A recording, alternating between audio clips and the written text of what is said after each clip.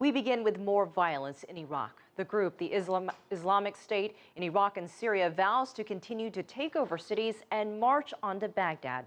ISIS fighters have already seized several cities in northern and central Iraq, including Mosul, the country's second largest city, and Saddam Hussein's hometown of Tikrit. There are reports the Iraqi Army has recaptured parts of those cities. The United Nations Security Council is expressing concern over the escalating violence. And U.S. President Barack Obama says he doesn't rule anything out when it comes to helping Iraq deal with insurgents. Let's go live now to CCTV's Wisam Bayati in Iraq. And Wisam, what's the latest? Yes, in fact, according to the latest progress, less than 30 minutes ago, the ISIL militants have actually announced the occupation of the Al-Latifiyah, Al-Yusfiyah, and even Al-Mahmudiyah districts, which located southern the capital Baghdad. And these districts are linking Baghdad with the other southern provinces, which means Baghdad has been isolated now from the southern region. In addition to the nearest district to Baghdad is Al-Yusfiyah, has been actually captured by the ISIL militants. In addition to I want to add that Al-Yusfiyah district is inside Baghdad, and it's only less than 10 to 12 kilometers away from the center of the capital, and it's still nobody knows that what kind of reaction the Iraqi government will make. As you can see, that the Baghdadi streets are empty because of the curfew that has been imposed more than 4 hours ago at 10 o'clock in the evening in Baghdad time. Yes.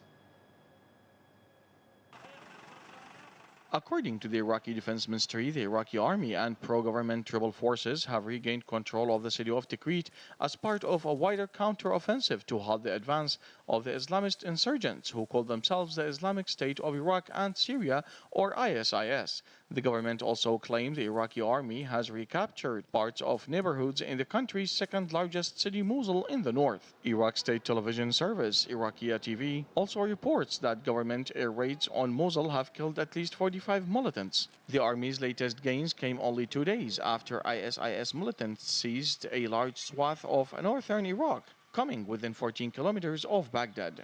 Kurdish forces, also known as the Peshmerga army, say they took full control of the city of Kirkuk without a fight. However, Islamist insurgents continued their push towards Baghdad Thursday, capturing a town only 90 kilometers to its north.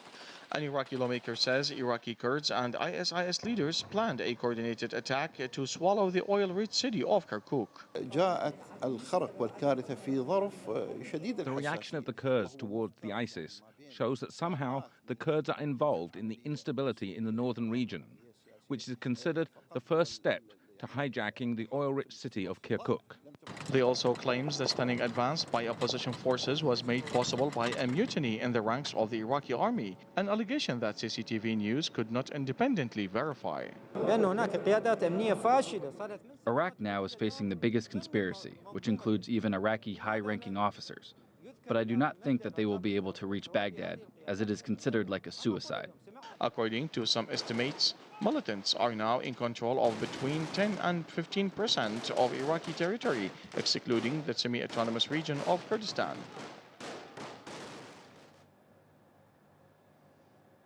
Yes, and in the latest event and the reaction of the Iraqi army has actually, the Iraqi army has deployed more troops in the capital Baghdad, and according to what we hear, more recruits have came back from outside the country, especially from the neighboring countries, and we hear about some leaders in the Shiite militias have returned to the country. So therefore, the fight will be very brutal in case if the ISIS militants have entered Baghdad. So therefore, I think that the Iraqi government, represented by the Iraqi Prime Minister Nouri al-Maliki, has prepared the Iraqi people and the Iraqi army to face such aggression and such terrorist threat. Yes. All right, Wisam Bayati in Baghdad.